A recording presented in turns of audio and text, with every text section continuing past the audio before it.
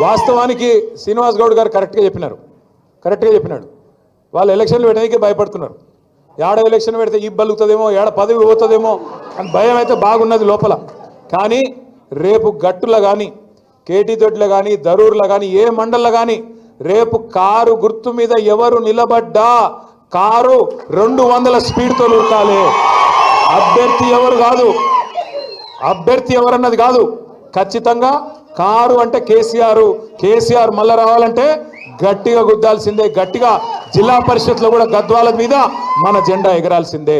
నేను మిమ్మల్ని అందరినీ ప్రార్థించేది ఒకటే, కాంగ్రెస్ చేస్తున్న మోసాన్ని, బీజేపీ బూటకపు వ్యవహారాన్ని ఊరూరికి తీసుకొని పోవాల్సిన బాధ్యత మన మీదనే ఉన్నది. మళ్ళా తెలంగాణకు ఎన్నటికైనా గులాబీ జెండా అనే గుండె ధైర్యం అనే మాట నేను మీ అందరి విజ్ఞప్తి చేస్తా ఉన్నా. మిగతా పార్టీలు, ఢిల్లీ పార్టీలు నమ్ముకుంటే ఎంత మోసం జరుగుతుందో కేసీఆర్ గారు మనకు ఎలక్షన్కి ముందే చెప్పిండు, చిల్కకు చెప్పినట్టు చెప్పిండు. కానీ మనమే ఇన్లే.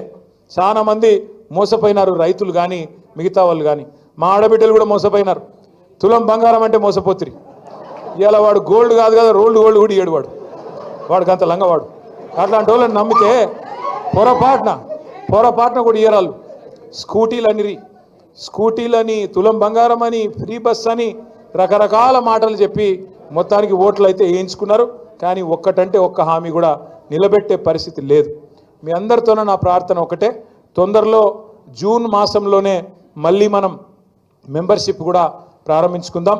గద్వాలలో సోదరుడు బాసు హనుమంతు నాయుడు గారి నాయకత్వంలో రేపటి రోజున మెంబర్షిప్ చేసుకుందాం. తమ్ముడు ఆంజనేయ గౌడ్ ఉంటాడు, ఇంకా మిగతా పెద్దలందరూ కూడా మీకు అండగా ఉంటారు. మరి గట్టిగా మళ్ళీ ఒకసారి గ్రామ స్థాయి నుంచి, బూత్ స్థాయి నుంచి కమిటీల నిర్మాణం చేసుకుందాం. ఎన్నికలు ఏ వచ్చినా, సర్పంచ్ వచ్చినా, జెడ్పీటీసీ వచ్చినా మనకు తప్పకుండా విశ్వాసం ఉంది. గద్వాల ఉప ఎన్నిక వచ్చినా కాంగ్రెస్కు, మీ ఎమ్మెల్యేకు బుద్ధి చెప్పే బాధ్యత మనం తీసుకుందాం. ఖచ్చితంగా రేపటి రోజున గెలిచి చూపెడదామని చెప్పి